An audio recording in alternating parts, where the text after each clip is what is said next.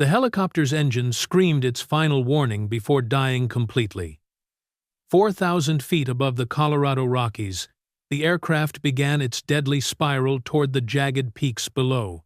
In the cabin, General Patricia Hawthorne, 3 stars on her collar, 27 years of command authority, turned to the only other person who might save them. The maintenance worker sitting in the jump seat, clutching a toolbox, and wearing coveralls stained with hydraulic fluid. "Can you fly this thing?" she demanded, her voice cutting through the chaos of alarms and wind. Marcus Chen looked up slowly, his calloused hands steady despite the aircraft plummeting around them. What he said next would shatter everything she thought she knew about the invisible man who'd been fixing her helicopters for 2 years. But to understand how they got here, we need to go back 48 hours, back to when Marcus was just another face in coveralls, and General Hawthorne had never bothered to learn his name. The morning sun cut through the hangar doors at Fort Carson, painting long rectangles of gold across the concrete floor. The smell of jet fuel and machine oil hung in the air like incense in a cathedral of American military power. Black Hawk helicopters sat in perfect formation, their rotors folded like sleeping birds of prey. Marcus Chen moved between them with the quiet efficiency of a man who understood machines better than people. At 34, he carried himself with an economy of motion that spoke to years of working in tight spaces under impossible deadlines. His Navy-issued coveralls were faded but clean, his work boots worn smooth at the heel. In his breast pocket, next to a digital multimeter, was a crumpled school permission slip he'd forgotten to sign. He was elbow-deep in the engine compartment of tail number 774 when the commotion started.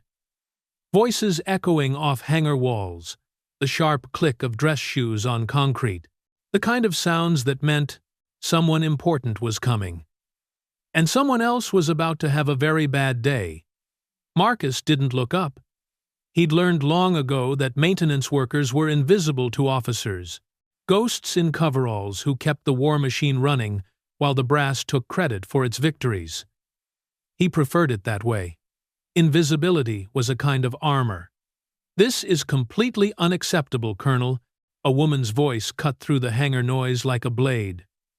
"I specifically requested our best aircraft for the congressional visit, and you're telling me 3 of them are grounded?" Marcus's hands paused on the fuel injector he was calibrating. He recognized the voice now. General Patricia Hawthorne, newly appointed commander of the 4th Aviation Brigade. She'd arrived 6 months ago from the Pentagon with a reputation for excellence and zero tolerance for excuses. "Ma'am, we've had a series of hydraulic failures across the fleet," Colonel Martinez replied, his voice careful and measured. "My maintenance chief assured me they'll be flight-ready by 1400 hours. Your maintenance chief?" Hawthorne's voice carried that particular edge that made seasoned soldiers check their uniform buttons. "Where is this maintenance chief? If you're enjoying this story so far, don't forget to hit the like button and subscribe. Drop a comment telling me where in the world you're watching from. I love hearing from you." Marcus finally looked up from the engine compartment. Through the forest of rotor blades and support struts, he could see them now. General Hawthorne stood in the center of a small crowd of officers. Her bearing perfect, her uniform immaculate. She was smaller than her voice suggested, maybe 5'6", but she commanded space like a woman twice her size. Beside her, Colonel Martinez looked like a man calculating how to explain a disaster.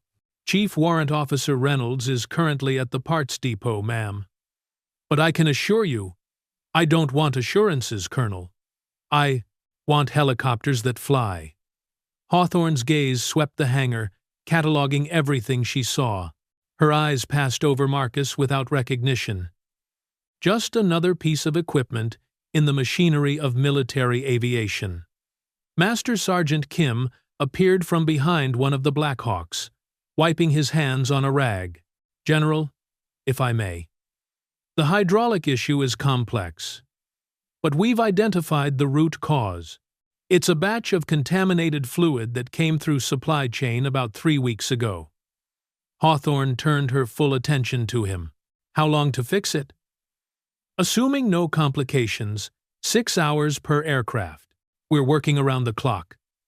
That puts us past the congressional delegation's arrival window. Hawthorne's jaw tightened. Hawthorne's jaw. Tribe Savinti. This is exactly the kind of operational failure that gives ammunition to budget hawks in Washington. Marcus returned to his work, but his ears stayed tuned to the conversation. He'd seen this dance before. Politicians needed dog and pony shows. Generals needed flawless demonstrations. And when something went wrong, the blame rolled downhill until it landed on the people who actually fixed things. "Ma'am," Kim continued, "I've got my best people on this. The aircraft will be mission-ready." "Who are your best people, Sergeant?" Kim gestured vaguely toward the various workstations. "Well, we've got Specialist Jackson on avionics, Corporal Williams handling the rotor systems, and—" His voice trailed off as his gaze landed on Marcus. "And Chen on engines and hydraulics. He's probably our most experienced troubleshooter." Hawthorne followed his gaze.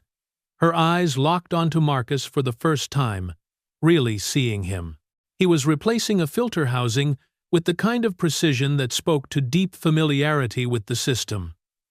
His movements were economic, purposeful, no wasted motion. "Chen?" she called out. "Come here."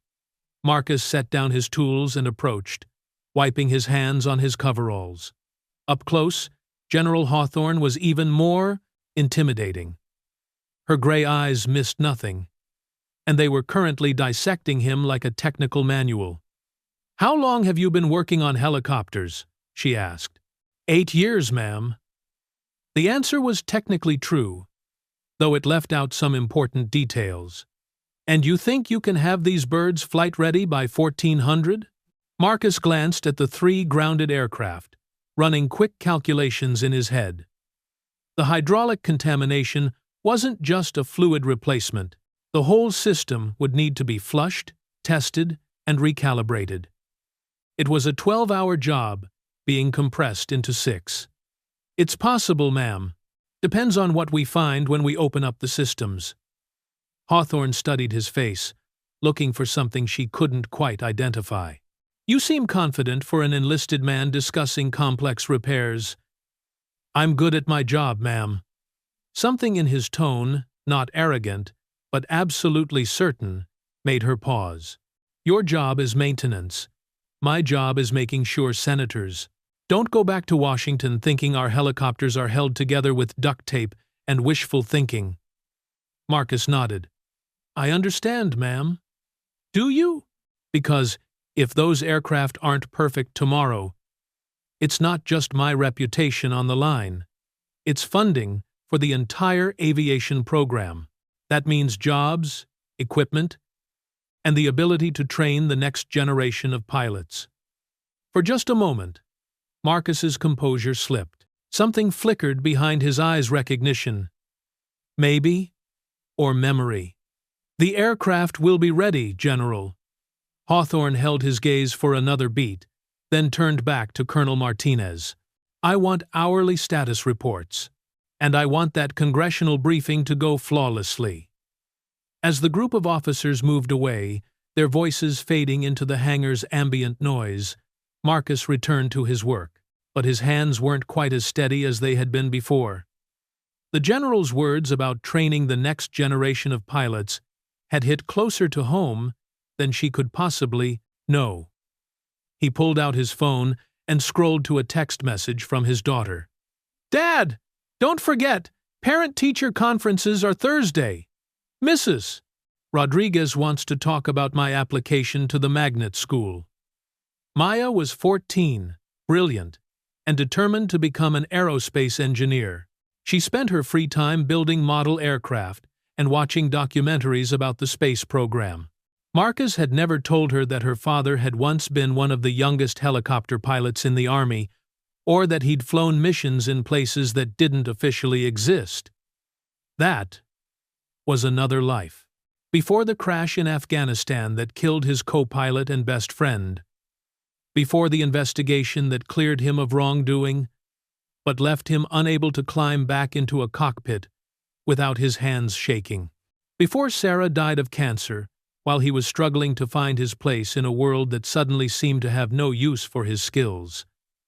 Now, he fixed other people's helicopters and tried not to think about the dreams that had died in the mountains of Kandahar province. The rest of the morning passed in a blur of hydraulic lines and filter replacements. Marcus worked with the focused intensity of a surgeon, his hands moving through familiar motions while his mind stayed carefully blank. The other mechanics gave him space, recognizing the signs of a man deep in the zone where complex problems got solved. By noon, the first aircraft was ready for testing. Marcus ran through the checklist with mechanical precision, each system responding exactly as it should. The hydraulic pressure held steady. The flight controls moved with the smooth authority that meant everything was properly aligned. "Looking good, Chen." Master Sergeant Kim appeared at his elbow, reviewing the test results. "Think she'll hold up for the dog and pony show?" "She'll hold up," Marcus said. "But I want to run one more pressure test on the backup system. Better safe than sorry." Kim nodded approvingly. "That's why you're my go-to guy for the complex stuff. Most mechanics would call this good enough." "Good enough gets people killed," Marcus said quietly. Something in his tone made Kim look at him more carefully. "You talk like someone who's seen that happen." Marcus didn't answer. He was already moving toward the test panel, running numbers in his head. The backup hydraulic system was functioning within normal parameters, but there was a slight pressure differential that bothered him. Probably nothing. Probably well within tolerance, but probably wasn't good enough when lives were on the line. A microscopic crack in a pressure line. Invisible, unless you knew exactly where to look and had the patience to test every connection individually. The kind of flaw that might hold up under normal conditions but could fail catastrophically under stress. "Jesus," Kim muttered, examining the damaged line. "How did you even find that?" "Experience," Marcus said, already, reaching for a replacement part. By 1600 hours, all three helicopters were not just flight-ready, but perfect. Marcus had gone beyond the required repairs, checking and rechecking every system, until he was satisfied that they would perform flawlessly under any conditions.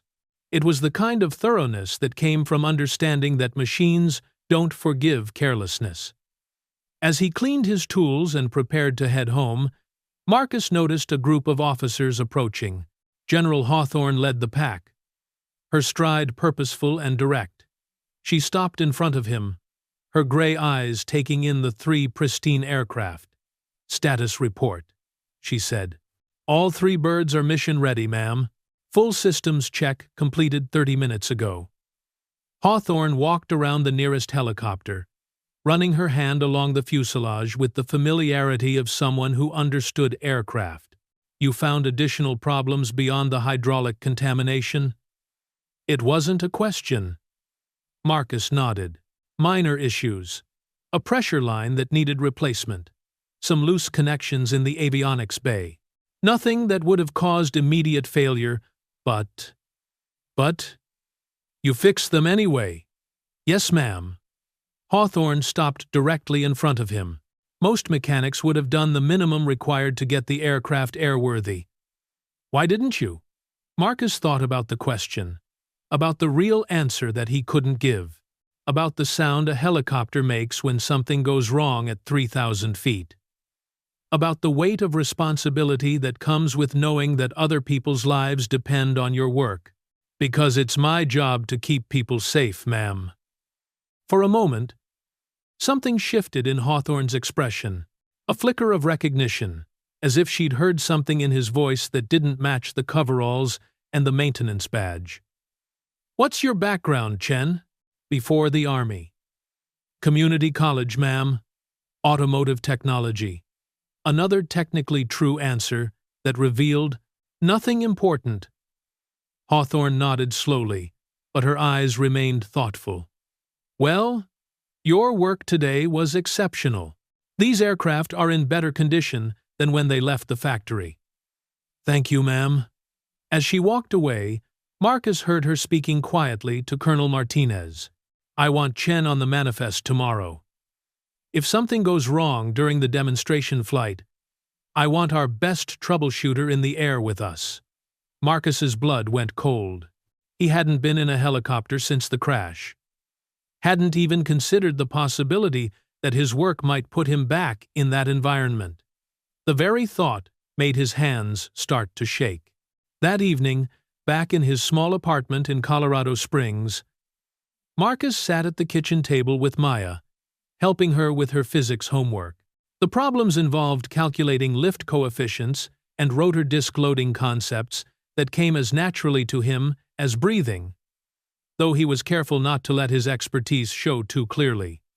Dad, you're really good at this stuff, Maya said, looking up from her calculations. Did you study aerodynamics in college? Marcus smiled, ruffling her dark hair. Just picked up a few things along the way.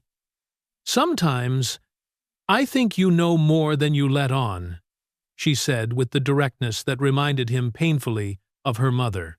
Like you've done more than just fix cars. What makes you say that? Maya shrugged. The way you explain things. The way you always know exactly how everything works. Mom used to say you had secrets. Marcus felt his chest tighten. Sarah had known, of course. She'd been there during the nightmares, during the long months when he couldn't drive past an airport without breaking into a cold sweat. She'd understood why he'd walked away from flying and never asked him to go back. Everyone has secrets, kiddo. Some things are just too complicated to explain.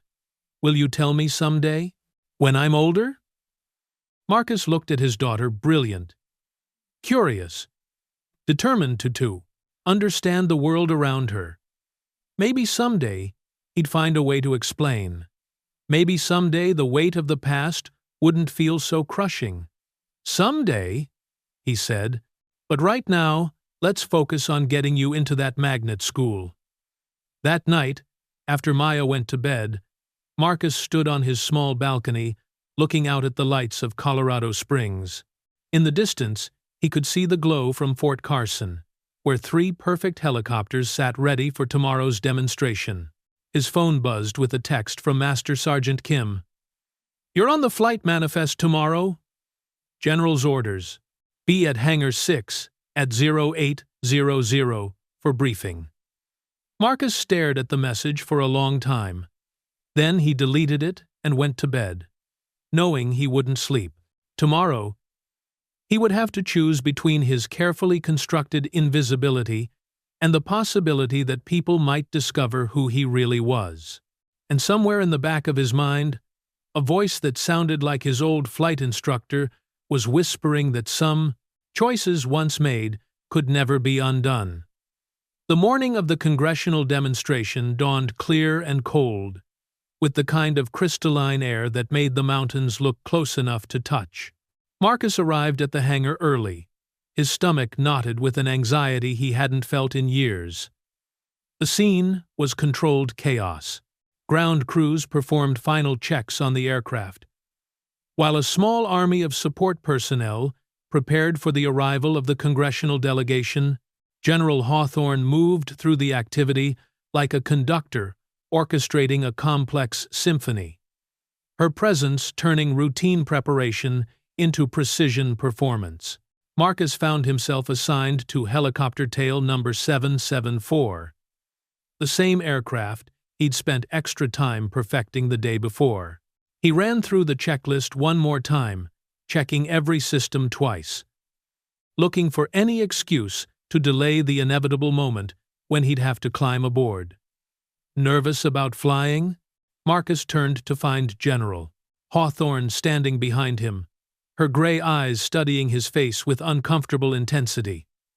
No, ma'am. Just want to make sure everything's perfect. You've checked that aircraft 3 times in the past hour.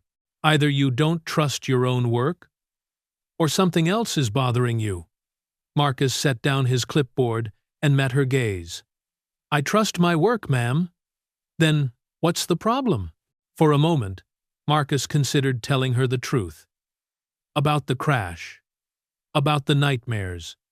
About the reason he'd chosen to work on helicopters instead of flying them. But the truth would lead to questions he wasn't prepared to answer. And questions would lead to a background investigation that might reveal things better left buried. No problem, ma'am. Ready to go. Hawthorne nodded, but her expression suggested she wasn't entirely convinced.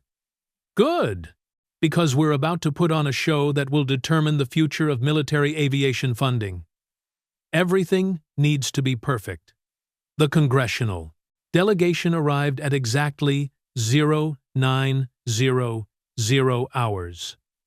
3 senators and 2 representatives, along with their staffs and a small army of photographers, they moved through the hangar like visiting royalty, asking pointed questions about costs and capabilities, while the cameras captured every handshake and staged conversation.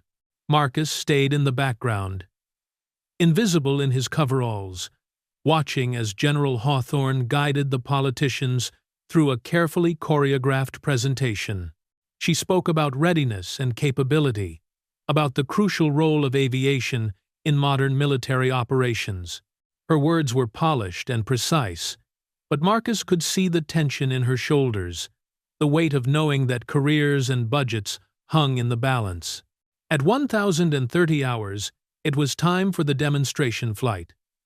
The plan was simple: a short hop over the surrounding mountains, showcasing the aircraft's capabilities in challenging terrain. Senator Morrison, the ranking member of the Defense Appropriations Committee, would fly in the lead helicopter with General Hawthorne and a hand-picked crew. The other aircraft would carry support staff and additional observers. Marcus climbed aboard tail number 774, taking his position in the jump seat behind the pilot. Chief Warrant Officer Thompson was at the controls, a solid pilot with 8 years of experience and an unblemished safety record. Beside him, Captain Rodriguez served as co-pilot and systems operator. As the engines spun up and the rotors began their familiar whop-whop-whop, Marcus felt his chest tighten. The sound was exactly the same as it had been that day in Afghanistan, when everything had gone wrong in a matter of seconds. First time flying in a while? Captain Rodriguez asked over the intercom, noticing Marcus's white-knuckled grip on the seat frame. Something like that, Marcus managed. The takeoff was smooth and professional. Thompson lifted the aircraft with the easy confidence of a pilot who'd made the same maneuver 1,000 times before. They climbed steadily, following the lead helicopter in a loose formation as the ground fell away beneath them. For 20 minutes, everything went according to plan. The mountains spread out below them in all their savage beauty, and the helicopters performed their aerial ballet with mechanical precision. Senator Morrison's voice crackled over the radio, asking technical questions about range and payload capacity. Then, at 4,000 feet above the most remote section of the flight path, Chief Warrant Officer Thompson made a sound Marcus had hoped never to hear again. What the hell? The aircraft shuddered. Not the normal vibration of rotor wash, but something deeper and more ominous. Marcus felt it in his bones, the beginning of a catastrophic mechanical failure. Engine temperature spiking, Captain Rodriguez reported, his voice tight with concentration. Oil pressure dropping. Marcus was already moving, unbuckling his safety harness and leaning forward to check the instrument panel. The readings confirmed his worst fears. They were losing the engine, and they were losing it fast. Can you auto-rotate? He called to Thompson. Working on it, the pilot replied through gritted teeth. But we're losing hydraulics, too. Controls are getting sluggish. Through the windscreen, Marcus could see the lead helicopter banking away, following emergency protocols that required them to clear the area and establish communication with ground control. General Hawthorne's voice came over the radio, calm and professional despite the crisis. 774. Report your status. Engine failure? Hydraulic problems? Thompson transmitted back. Attempting emergency landing. But Marcus could see what the pilot couldn't. They were too high, too fast, and over terrain that offered no safe landing zones. The auto-rotation was failing because the hydraulic system wasn't responding properly. In about 90 seconds, they would be a smoking crater in the side of a mountain. That's when Thompson made the decision that would change everything. Chen, he called over his shoulder, his voice tight with desperation. You know these systems better than anyone. Can you find us some options back there? Marcus was already scanning the emergency checklist, running through procedures he'd memorized years ago but had hoped never to use again. Try bleeding the backup hydraulics. We might be able to get partial control. Already tried. No response. The ground was coming up fast now, the rocky slopes of the Rockies rushing toward them with deadly certainty. Marcus could see individual trees, could count the boulders that would tear them apart on impact. Emergency power to the tail rotor, he called out. If we can maintain anti-torque control, you might be able to put us down hard but survivable. I need more than might, Thompson shot back. Give me something that works. That's when Marcus realized they were out of textbook solutions. The aircraft was dying around them, and conventional emergency procedures weren't going to save them. They needed something desperate. Something that only someone with deep knowledge of helicopter flight dynamics would even attempt. Marcus closed his eyes and made a decision that would shatter the carefully constructed invisibility he'd spent 5 years building. Thompson, he said, his voice steady and calm, you need to let me take the controls. The pilot's head whipped around, his face a mask of disbelief. What? I'm a pilot. I know how to fly this thing, and I know how to land it without getting us killed. But you need to let me have the controls right now. Captain Rodriguez stared at him like he'd grown a second head. You're a maintenance worker. I'm a lot of things, Marcus said, already reaching for the flight controls. But right now, I'm the only person on this aircraft who can save our lives. For a split second, everything hung in the balance. The helicopter continued its deadly descent, the ground rushing up to meet them, while Thompson struggled with the decision to trust his life to someone whose qualifications he couldn't verify. Then, General Hawthorne's voice crackled over the radio, calm and authoritative despite the chaos. 774, whatever you need to do it now. That's a direct order. Thompson looked into Marcus's eyes and saw something that made him release the controls. Jesus, help us all, he whispered. She's yours. Marcus's hands closed around the cyclic and collective controls, and for the first time in 5 years, he was flying again. The cyclic control felt like coming home and facing your worst nightmare at the same time. Marcus's hands moved across the controls with muscle memory that 5 years of maintenance work hadn't erased. But the helicopter was dying around them, and even the best pilot in the world couldn't violate the laws of physics. Emergency power to tail rotor, Marcus called to Captain Rodriguez, his voice carrying an authority that made the co-pilot respond without question. I need every amp you can give me. The aircraft shuddered as Marcus fought to control its descent. Without full hydraulic pressure, the controls felt like wrestling with a 2-ton mechanical bull that wanted nothing more than to slam them into the mountainside below. But there was something else. A technique he'd learned in Afghanistan when conventional emergency procedures weren't enough. Thompson, I need you to help me with something that's not in the manual, Marcus said, his eyes never leaving the rapidly approaching terrain. "We're going to do a controlled crash using vortex ring state." "That's suicide," Thompson shot back.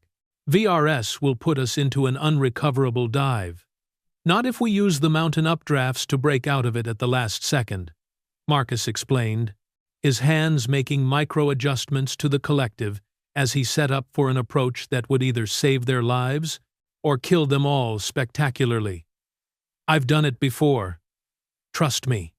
Through the intercom, General Hawthorne's voice crackled with static and something else, recognition. 774. "Identify your pilot. I need to know who's flying that aircraft." Marcus hesitated for a split second, then keyed the radio. "General, this is Marcus Chen, maintenance specialist, tail number 774. A long pause. When Hawthorne's voice returned, it carried a weight that made everyone on the frequency pay attention. "Marcus Chen. Army service number?" The question hit like a punch to the gut. She knew. Somehow, General Hawthorne knew exactly who he was, and she was asking for confirmation in front of witnesses. Marcus felt the last walls of his carefully constructed anonymity crumbling.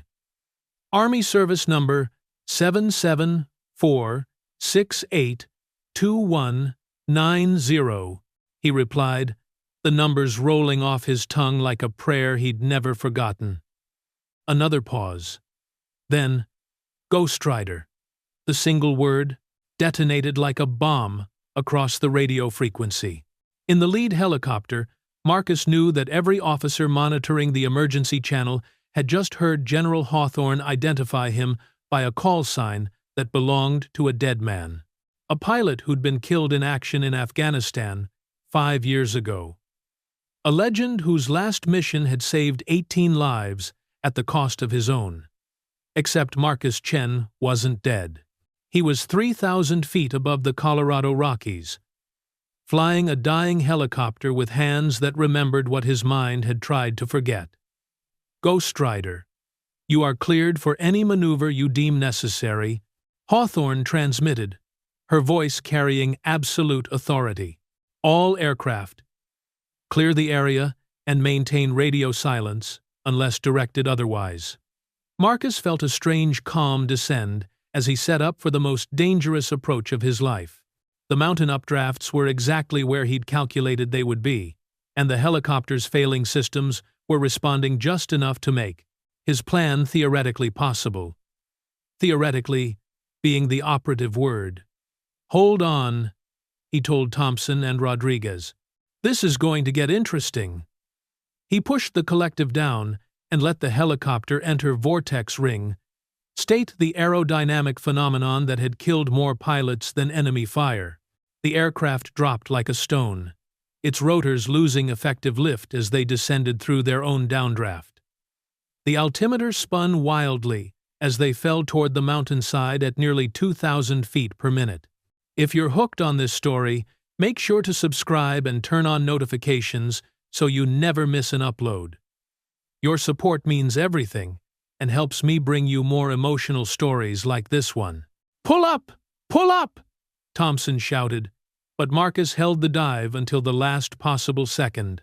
Then, just as the rocky slopes filled their windscreen, he used the mountain's updraft to break out of the vortex state, trading their vertical speed for horizontal momentum that carried them over a ridgeline into a narrow valley. The landing was more like a controlled crash. The helicopter hit the ground hard, bounced twice, and slid 50 feet before coming to rest against a stand of pine trees. But they were alive, and the aircraft was intact enough that they could walk away from it.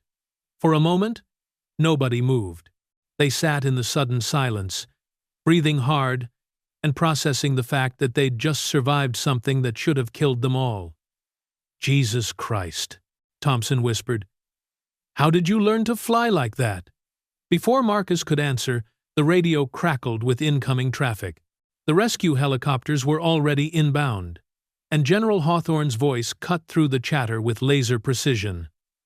"All personnel are to remain at the crash site until I arrive. No one moves No one talks to anyone outside the chain of command. Is that clear? Marcus knew what that meant. The general was buying time, establishing a security perimeter around the Due, biggest secret to emerge from the mountains in decades. Ghost Rider was supposed to be dead, and his resurrection was going to require some very careful handling. 20 minutes later, the rescue helicopter settled into the narrow valley with General Hawthorne aboard. She emerged from the aircraft like an avenging angel, her uniform somehow still immaculate despite the chaos of the past hour.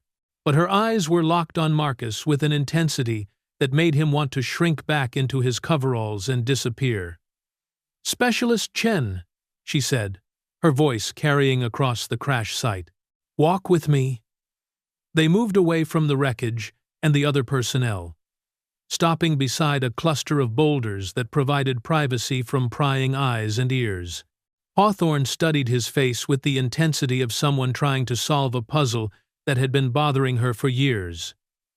5 years ago, it's not Prazen, she began. Captain Marcus Chen was listed as killed in action during Operation Red Dawn in Afghanistan. His helicopter was shot down during the extraction of a Marine reconnaissance team. No survivors. Marcus said nothing. There wasn't much he could say that wouldn't make things worse. But here you are, Hawthorne continued. Very much alive. And flying helicopters like you learned your trade in hell itself. So either you're the most elaborate imposter in military history, or someone made a very big mistake 5 years ago. Marcus drew a deep breath and made a decision that felt like stepping off another cliff. The helicopter was shot down, but I wasn't in it. Explain. The words came slowly, dragged up from a place he'd tried to bury so deep that even his nightmares couldn't find them.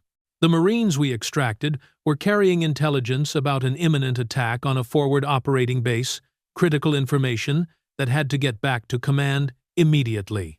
But my co-pilot, Lieutenant Sarah Walsh, had been hit during the extraction. Shrapnel in the chest. Losing blood fast. Hawthorne listened without interruption, her expression unreadable.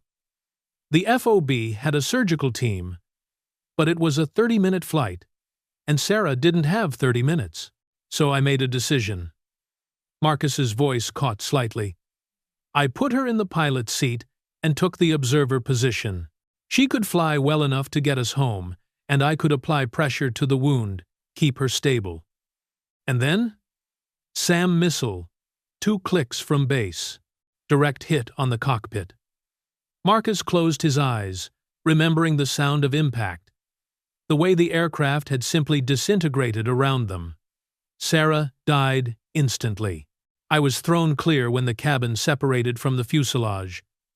Landed in a tree, broken ribs, and a concussion. But alive. Why didn't you report in? The question hit harder than the crash had. Marcus looked up at the mountains surrounding them, their peaks sharp against the afternoon sky. Because by the time I made it back to base, the casualty reports had already been filed. Captain Marcus Chen, killed in action. Lieutenant Sarah Walsh, killed in action. The intelligence they died delivering had already saved 300 Marines at the FOB. So, you let them think you were dead. I let my daughter think her father was a hero instead of the man who got his co-pilot killed. The words hung in the thin mountain air like a confession. Hawthorne studied his face, and Marcus could see her reassessing everything she thought she knew about the man in coveralls who'd just performed a miracle. How old is your daughter? She asked quietly. 14. Maya. She lives with my ex-wife in Denver. Thinks I died serving my country instead of... Marcus gestured helplessly at his coveralls. Instead of this. And you've been fixing helicopters because you can't fly them anymore? Marcus nodded. Every time I get behind the controls, I see Sarah's face. Remember the sound of that missile impact. But I can't seem to stay away from aviation entirely. So I fix them. Keep them safe for other people. General Hawthorne was quiet for a long moment, processing revelations that would require a complete reorganization of everything she thought she knew about military records and personnel management. When she finally spoke, her voice carried a different tone entirely. Mr. Chen? And I'm going to call you Mr. because your military record is complicated right now. What you just did up there was extraordinary. That approach technique isn't taught in any flight school. I learned it from a pilot in Afghanistan. Guy named Jackson. He used to say that when conventional procedures weren't enough, you had to make the helicopter want to live as much as you did. Jackson? Hawthorne repeated thoughtfully. Captain Derek Jackson? Died in a training accident 2 years ago? Marcus nodded. Good pilot. Better teacher. He was my instructor at flight school, Hawthorne said quietly. 20 years ago, before I moved into command positions. He taught me that flying wasn't about following rules. It was about understanding the aircraft so completely that you could make it do things that weren't supposed to be possible. For the first time since the crash, Marcus smiled. He told me something similar. Said the best pilots were the ones who could talk to their helicopters. Did your helicopter talk back today?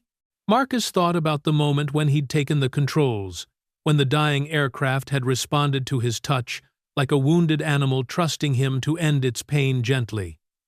Yeah, she did. Hawthorne nodded, as if that made perfect sense. Mr. Chen, we have a situation. You've just demonstrated piloting skills that qualify you as one of the most capable aviators I've ever seen. But officially, you don't exist. Your military record shows you as deceased, and your current identity is that of an enlisted maintenance specialist.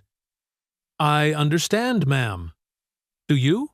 Because what happened today is going to generate paperwork and investigations and congressional inquiries that will make the Spanish Inquisition look like a friendly chat. Senator Morrison was on that lead helicopter, watching everything that happened. The story is going to come out. And when it does, we need to control the narrative. Marcus felt his chest tighten. The safe, invisible life he'd built was evaporating like water in the desert. What do you need from me?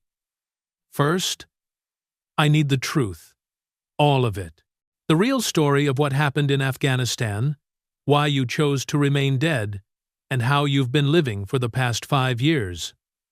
And then, General Hawthorne looked up at the sky, where the rescue helicopters were circling like mechanical vultures. Then, we figure out how to bring Ghost Rider back from the dead without destroying Marcus Chen in the process. That evening, they sat in Hawthorne's temporary office at Fort Carson, while a parade of officers and civilian contractors worked to secure the crash site and manage the growing crisis. The senator had been debriefed and sworn to secrecy, but both Hawthorne and Marcus knew that congressional secrecy had a half-life measured in hours rather than days. Tell me about Maya, Hawthorne said, pouring coffee from a thermos that had seen better decades. What does she think happened to her father? Marcus pulled out his phone and showed her a photo. A 14-year-old girl with dark hair and serious eyes, standing beside a model helicopter she'd built from scratch. She thinks Captain Marcus Chen died a hero in Afghanistan. Posthumous Bronze Star.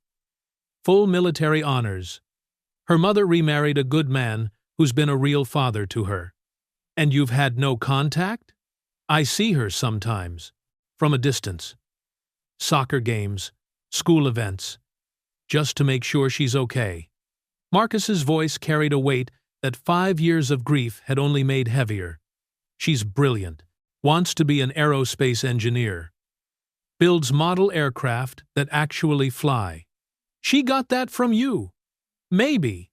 Or maybe she just inherited the same stubbornness that made me think I could keep a secret this big for this long. What would happen if she found out you were alive? Her world would explode. Marcus said simply. She's built her identity around being the daughter of a war hero. Finding out he's actually a maintenance worker, living under a false name, would destroy everything she believes about herself and her family. Or it might give her back her father. Marcus met the store, General's eyes. At what cost? She's got a stable family, good schools, a future planned out. I'm a guy with no official existence, no career prospects, and a head full of nightmares. What exactly am I offering her? It was the question that had haunted him for 5 years. And Hawthorne didn't try to answer it. Instead, she opened a laptop and pulled up a series of files that made Marcus's blood pressure spike. These are the preliminary reports from today's incident, she explained. Congressional. Staffers are already asking questions about the pilot who performed an impossible emergency landing. The FAA wants to investigate the crash. The Army Criminal Investigation Command wants to know how a maintenance worker acquired advanced flight training. Marcus felt the walls closing in. How long do I have? Maybe a week before someone runs your fingerprints through the right database and discovers that Marcus Chen, maintenance specialist, has the same biometric markers as Captain Marcus Chen, deceased. After that, all bets are off. So what do you recommend? General Hawthorne closed the laptop and leaned back in her chair. I recommend you stop running from who you are and start thinking about who you want to become. I don't understand. Mr. Chen, today you saved 3 lives using skills that maybe a dozen pilots in the world possess. You did it without hesitation, without regard for your own safety, and without concern for how it would affect your carefully constructed anonymity. That's not the action of a broken man. That's the action of a soldier. Marcus stared at his hands, noting the calluses from 5 years of working with tools, the scars from a dozen minor injuries accumulated in helicopter maintenance. I'm not that soldier anymore, General. That man died in Afghanistan with Sarah Walsh? No, Hawthorne said firmly. Number 2, that man learned something in Afghanistan that made him better than he was before. Today proved it. Before Marcus could respond, her aide knocked on the door. Ma'am, there's a situation developing that requires your immediate attention. Hawthorne sighed and stood. What now? We've got media at the front gate. Someone leaked the story of today's crash, and they're asking specifically about the mystery pilot who saved the helicopter. Marcus felt his stomach drop. The media meant cameras, which meant photographs, which meant facial recognition software that would connect Marcus Chen, the maintenance worker, to Captain Marcus Chen, the supposedly dead war hero. His carefully constructed invisible life had maybe 6 hours left to live. Sir, the aide continued, there's something else. We've been monitoring social media, and someone posted cell phone video of the crash landing. It's already going viral. Hawthorne and Marcus exchanged a look that needed no words. The secret was out, spreading across the internet at light speed. By morning, Marcus Chen would be the most famous anonymous hero in America. And by afternoon, investigative journalists would have connected the dots. General, Marcus said quietly, I need to make a phone call. She nodded and handed him her secure line. Take all the time you need. Marcus dialed a number he'd memorized, but never called. It rang twice before a familiar voice answered. Hello? Jenny? It's me. Silence. On the other end, then barely a whisper. Marcus? But you're dead. No, I'm not. But I might be in serious trouble, and Maya needs to know the truth before she hears it from someone else. More silence. Then the sound of his ex-wife crying, not the soft tears of grief, but the harsh sobs of a woman whose world had just been turned inside out. Jenny, I need to explain. 5 years, she whispered. 5 years, I've been mourning you. Maya's been mourning her father. We built our whole lives around the fact that you were gone, and now you're telling me you've been alive this whole time? I can explain everything, but not over the phone. Is Maya there? She's at her study group. Marcus, how could you do this to us? How could you let us think you were dead? It was the question he'd been dreading for 5 years, and he still didn't have a good answer, because I thought it was better for everyone if Marcus Chen stayed dead. Better for who? For Maya? Who cries every year on the anniversary of your death? For me, who had to rebuild my life from nothing? Or better for you, because you didn't have to face what happened? The crime. Accusation hit like a physical blow because it carried more than a grain of truth. Marcus had convinced himself that staying dead was a sacrifice for his family's well-being. But maybe it had just been the coward's way out. Jenny, the story's about to break on the news. Maya needs to hear it from family before she sees it on social media. What story? Marcus closed his eyes and prepared to detonate what was left of the bomb. I saved some lives today, flying a helicopter. It's going to be news, and people are going to start asking questions about who I really am. You're still flying? Her voice carried disbelief and something else, fear. After what happened in Afghanistan? I work maintenance now. Worked maintenance. Today was unusual circumstances. Jenny was quiet for a long moment, processing implications that would require her to rethink everything she'd believed for half a decade. When she finally spoke, her voice was steady but cold. Maya gets home at 9 o'clock. If you want to explain this to her yourself, you'd better be here by then, because she deserves better than learning her father is alive from CNN. The line went dead. Marcus handed the phone back to General Hawthorne, who'd been listening to his end of the conversation with obvious concern. How bad was it? She asked. On a scale of 1 to 10? About a 15. Hawthorne nodded sympathetically. Mr.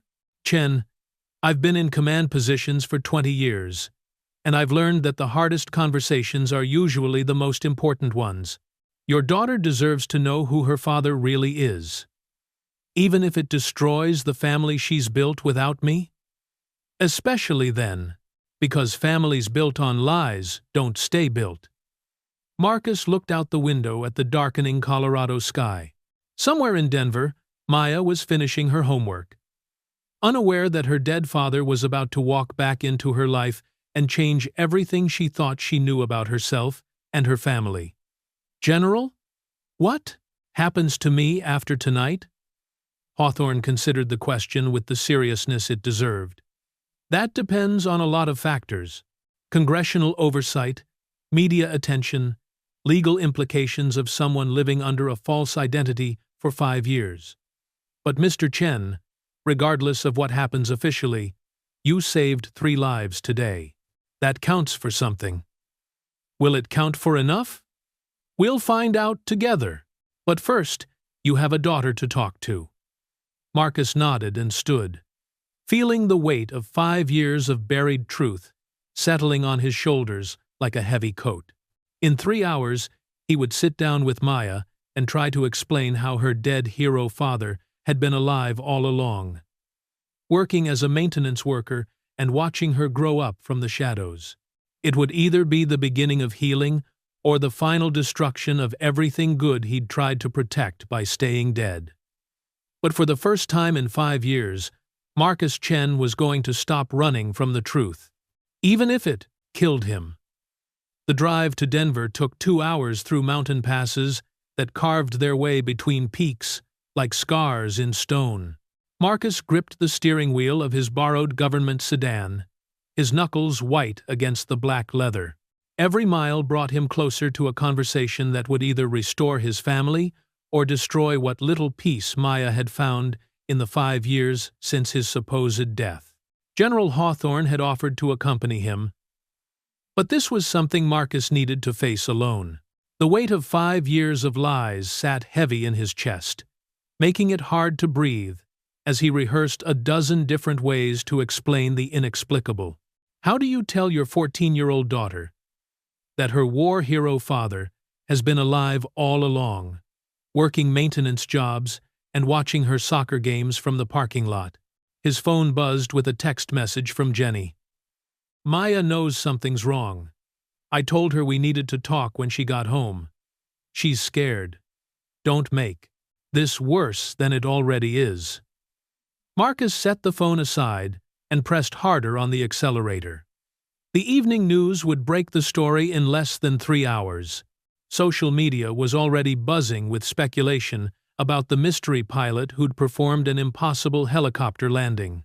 Someone with a telephoto lens had captured images of the crash site, and internet detectives were working overtime to identify the man in coveralls who'd saved 3 lives. The house looked exactly as he remembered it from his distant observations. A modest 2-story colonial in a neighborhood of tree-lined streets and well-maintained lawns. Jenny's husband David had painted it blue last summer. Marcus had watched from across the street, hidden behind tinted windows, as Maya helped hold the ladder steady.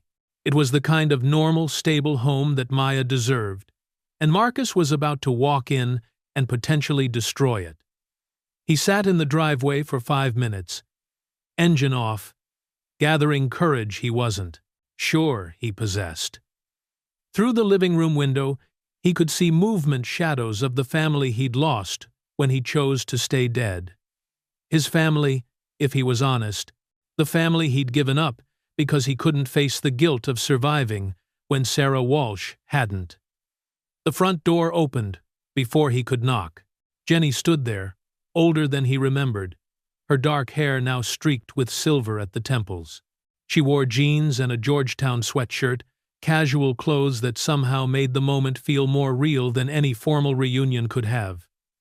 "Marcus," she said quietly, not a greeting, just an acknowledgement of impossible fact. "Hi, Jen." They stood there for a moment, separated by 5 years of grief and secrets, and a threshold that felt impossible to cross. Then Jenny stepped aside and gestured him into the house he'd never seen, but somehow knew by heart. "She's in her room," Jenny said, closing the door behind him. "Finishing homework." David took the twins to his mother's house. Thought it would be better if there were fewer people to traumatize? When this falls apart? Jenny's laugh held no humor. Something like that.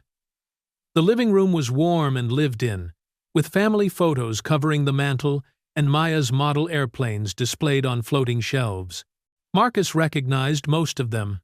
He'd watched her build several through the windows of hobby shops, following at a distance as she selected materials and asked questions of store clerks who had no idea they were helping the daughter of a ghost. "She's built 17 models since you died," Jenny said, following his gaze. "Started the week after the funeral. Said she wanted to understand how you lived." Marcus picked up a perfect replica of a UA-60 Black Hawk, noting the precision of the construction and the hand-painted details that showed Maya had inherited more than just his love of aviation. "She's got real talent. She gets that from her father. The question is which father she's going to get, to keep." Before Marcus could respond, footsteps thundered down the stairs. "Mom? Is everything okay?"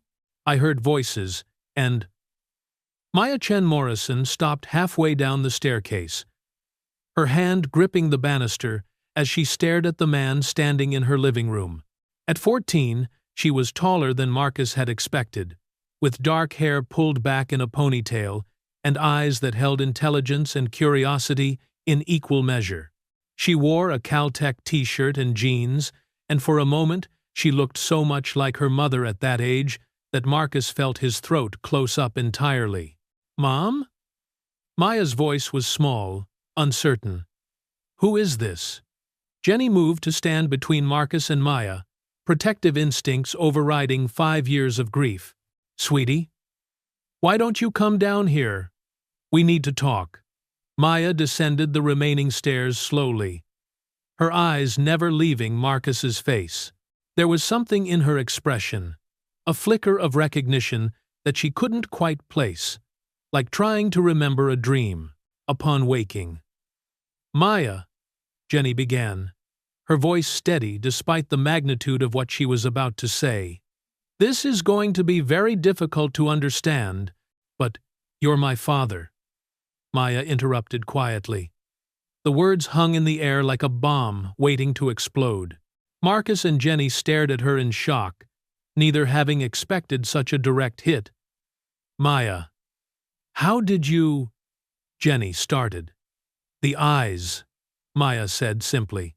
"I have pictures of Dad everywhere in my room. I know his eyes." She turned to Marcus, her 14-year-old composure cracking slightly. "But you're supposed to be dead."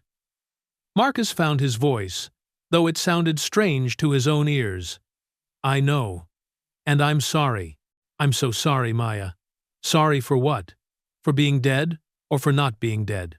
Her voice carried the sharp edge that only teenagers could manage, cutting straight to the heart of contradictions that adults tried to soften with explanations. "For not being the father you deserved. For making choices that hurt you, without you even knowing it."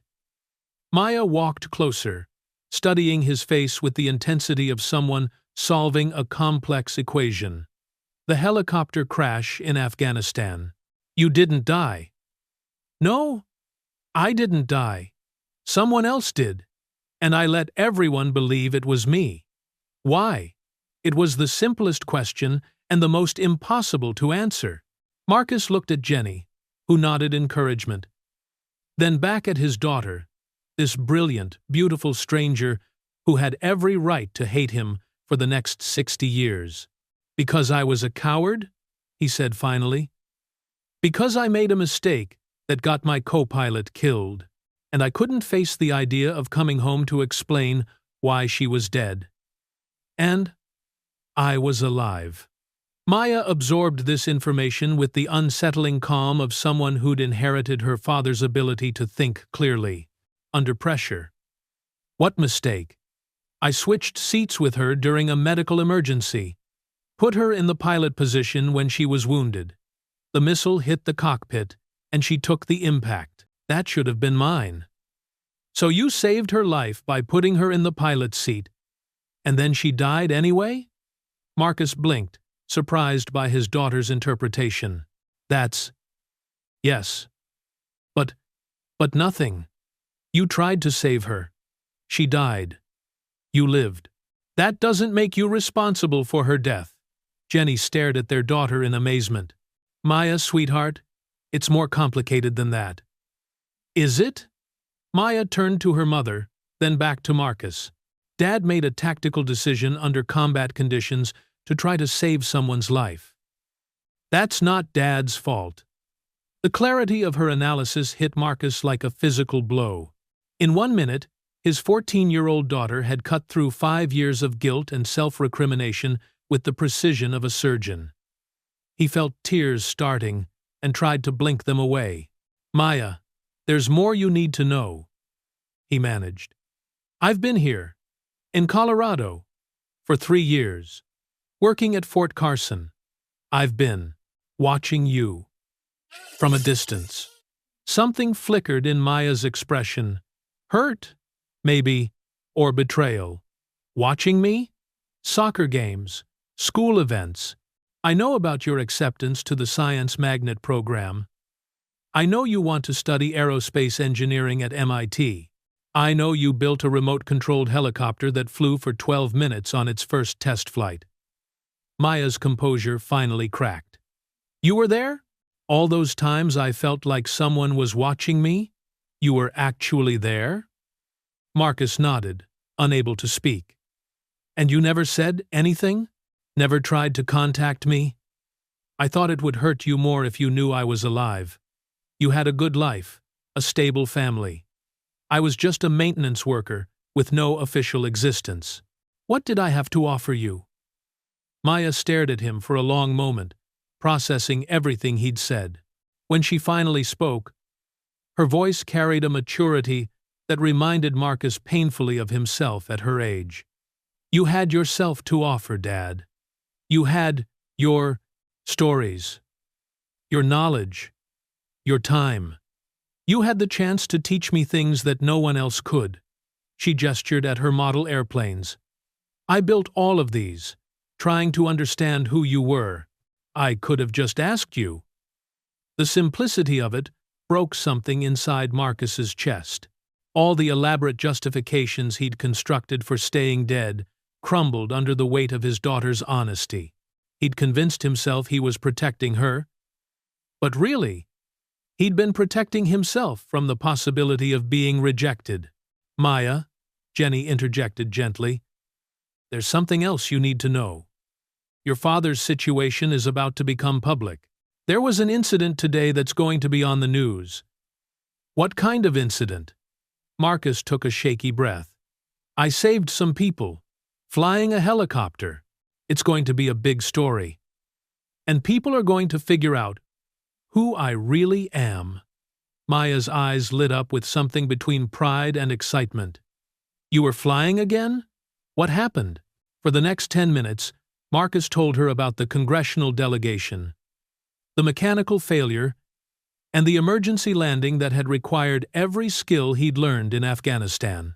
Maya listened with rapt attention, asking technical questions about autorotation and vortex ring state that demonstrated she'd inherited far more than just his love of aviation.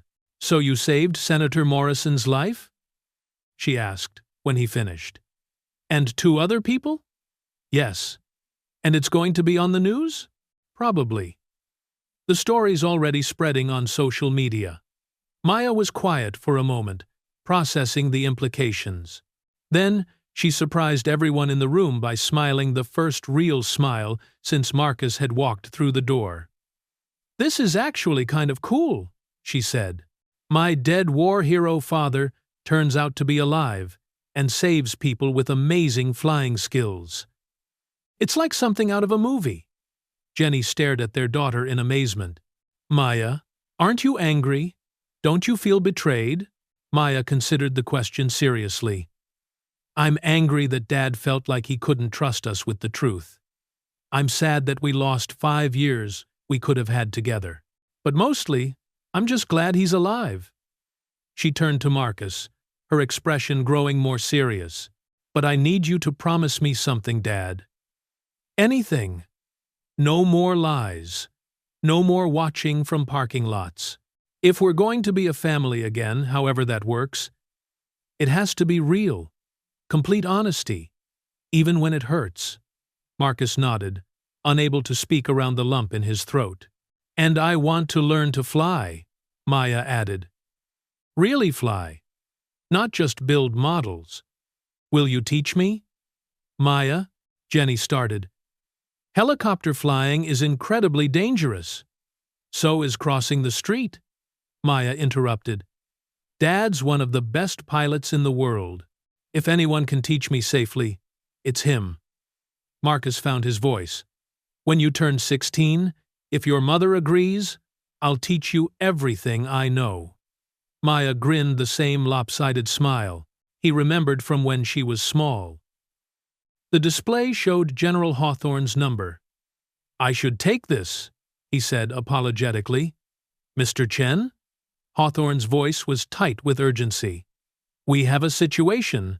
The story just broke on CNN. Full identification of you as the pilot, complete with military records and speculation about how a dead man saved a senator's life. Marcus felt his stomach drop. How bad is it? Bad enough that my phone's been ringing nonstop with calls from the Pentagon, congressional staffers, and at least 12 different news agencies. We need to get ahead of this before it spins completely out of control. Maya moved closer, clearly listening to the conversation. Marcus looked at Jenny, who nodded reluctantly. General, I'm with my family right now. Whatever needs to happen, it can wait until tomorrow. Actually, Mr. Chen, that's why I'm calling. The Secretary of the Army wants to meet with you first thing Monday morning. There's talk of a full investigation congressional hearings, possible legal action for falsifying records. Legal action? On the other hand, Senator Morrison is calling you a national hero and demanding that you receive the Medal of Honor for today's actions. The story's getting picked up internationally. You're becoming famous, whether you want to or not. Marcus closed his eyes and leaned against the wall. His carefully constructed invisible life was not only over, it was being broadcast to the entire world. Sir, Hawthorne continued, there's one more thing. We've had inquiries from several major news organizations requesting interviews. 60 Minutes, CNN, Fox News. Everyone wants to tell the story of the dead pilot who came back to life to save a senator. I don't want to be famous. Too late for that, I'm afraid. But Mr.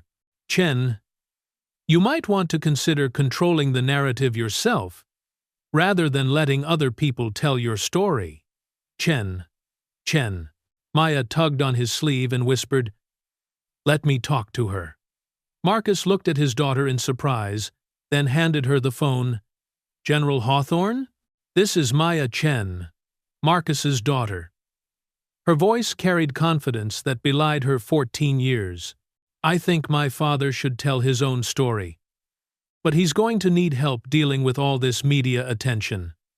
Do you have any recommendations? I do one. Marcus and Jenny exchanged amazed looks as Maya conducted a 5-minute conversation with a 3-star general about media strategy and public relations. When she finally handed the phone back, she was smiling.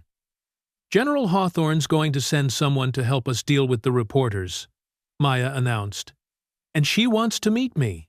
Apparently, not many 14-year-olds ask her for tactical advice about handling congressional inquiries. Maya, Marcus said slowly, how are you so calm about all this? Dad, you've been dead for 5 years. Finding out you're alive and famous is definitely an upgrade. Her matter-of-fact delivery made both adults laugh despite the chaos surrounding them. In that moment, Marcus realized that his daughter had inherited the best parts of both her parents: Jenny's emotional intelligence and his ability to think clearly under pressure. So, what happens now? Jenny asked. Marcus looked around the living room at the family photos that didn't include him, all the tappoint of the dollars, at Maya's model airplanes that represented 5 years of trying to understand a father she thought was dead, at the life they'd all built in his absence. Now we figure out how to move forward together, he said. However complicated that might be. It's going to be very complicated, Jenny warned. David and the twins, the media attention, your legal situation, Maya's school. I know. But Maya's right. No more lies. No more watching from parking lots. Whatever comes next, we face it together. Maya stood up and moved to hug her father for the first time in 5 years. The embrace was tentative at first, then fierce, as if she was trying to make up for all the hugs they'd missed. Welcome back, Dad, she whispered. Marcus held his daughter and felt something inside his chest that had been frozen for 5 years finally begin to thaw. The road ahead would be difficult. Congressional investigations, media scrutiny, the complex work of rebuilding relationships that had been shattered by secrets and lies. But for the first time since Afghanistan, Marcus Chen felt like he might actually deserve a second chance. The next morning brought reporters camped outside the house and phone calls from news producers offering 6-figure sums for exclusive interviews. But it also brought Maya at the breakfast table, peppering him with questions about helicopter aerodynamics and asking if he'd help her design a better rotor system for her next model. Jenny made coffee and watched their daughter interrogate her supposedly dead father about the physics of flight, and slowly began to believe that maybe families could be rebuilt, even after they'd been broken by war and secrets and 5 years of grief. At 0800 hours, General Hawthorne called with an update from Washington. The Secretary of the Army wanted to meet with Marcus, but not to prosecute him. Senator Morrison had been making calls, and there was talk of reinstating his military status and offering him a position training next-generation pilots in advanced emergency procedures. The senators calling it the Ghost Rider program, Hawthorne explained. Teaching pilots the kind of impossible maneuvers that save lives when everything else fails. Marcus looked across the kitchen table at Maya, who was sketching helicopter designs in the margins of her calculus homework, and made a decision that felt like coming home after a very long war. "Tell the secretary I'm interested," he said, "but I have some conditions." "Such as?" "The program gets based in Colorado. I'm not leaving my daughter again." "Done. Anything." "Some. 7. Else?" Marcus smiled as Maya looked up from her homework and grinned at him. "Yeah. We're going to need a really good flight instructor position. I know a 14-year-old who's going to want flying lessons in a couple of years." Hawthorne's laugh carried across the phone line. "I think we can arrange that, Mr. Chen. Welcome back from the dead." As Marcus hung up the phone and returned to his daughter's questions about cyclic pitch control, he realized that sometimes the best way to honor the dead is to embrace the chance to live again. Sarah Walsh had died. Believing she was saving her fellow soldiers, the least he could do was spend the rest of his life making sure her sacrifice meant something. Outside, reporters continued their vigil, and cameras clicked whenever someone moved past a window. But inside the small blue house in Denver, a father and daughter were rebuilding a relationship, one conversation at a time, and that felt like the most important story of all. Thank you so much for watching until the end. If you loved this story, check out the other videos on your screen now. I think you'll really enjoy them. And don't forget to subscribe if you haven't already. See you in the next story.